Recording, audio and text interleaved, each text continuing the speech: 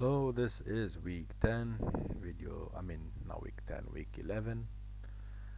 Uh, so I had a problem downloading Simothoa, so I've tried everything possible, but it's not working. So for this week, sadly, I'll just have to be theoretical instead of actually being practical. So for this week, so now I'll just explain on what's the uses and what do we need to undo. Cause I understand it, is just I can't even do it because it's not letting me download anything. So after like exploiting the system, the attacker like doesn't want to lose, as you can like access. So one way to maintain the access is to use this tool, Simothoa, which I don't have it installed right now because it doesn't let me. But we use that. So this technique allows remote access without re-exploitation. So you always like stay inside, like without, I guess being saying like without getting noticed, because you don't need to keep re-injecting and doing the stuff. And then when the attackers list all the running processors on the machines, they will use like bash and init.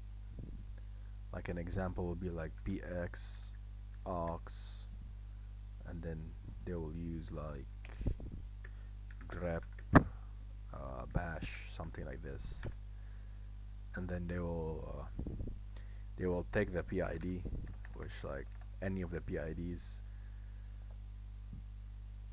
So for example, they would probably do like sudo. They would do. Let me check the PPT.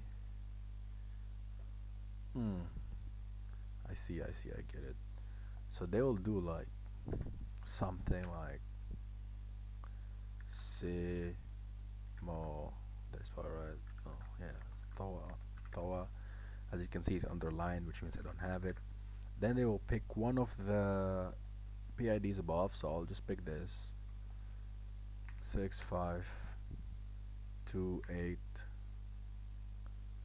Then they will do this one Y, and then a port. As you can see, I don't have it, so it's not gonna tell me. Oh, it's not gonna let me do it because I don't have Simothoa. But basically, what this does is it silently hijacks the processes, opens like a secret port, I guess you can say. So when then they connect, so they connect using netcat. So they'll do something like NC, my bad, then NV. Then they'll probably just like put the IP. So I'll use my, what is it called? I'll use my Linux IP, but the last three won't be 28. I'll just make it 32. So I use the same subdomain, and then like 4444. Like they'll do something like this, I guess you can say. But there's no root because yeah, I didn't do anything. So it's dangerous because like the back door is injected and like it doesn't like need any separate programs and stuff.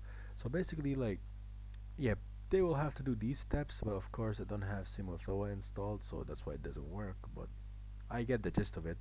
It didn't let me install this for some reason. I tried every method so far, but yeah, basically like it helps attackers like stay inside the system, and basically yeah, it's dangerous because they don't need to keep re-hacking or re-injecting or whatever it's called basically. So yeah, but like uh yeah, so yeah, they don't need to really exploit. That's why like it's very dangerous. But I mean yeah, so I'm sorry that I couldn't really show the actual steps for week 11. This is I think only for week 11 that I couldn't show the actual steps because I don't have. I just didn't. Some authorities didn't want to install for some reason, but I already showed the steps, but I didn't initiate the steps, I guess you can say. But yeah, that's it for week 11.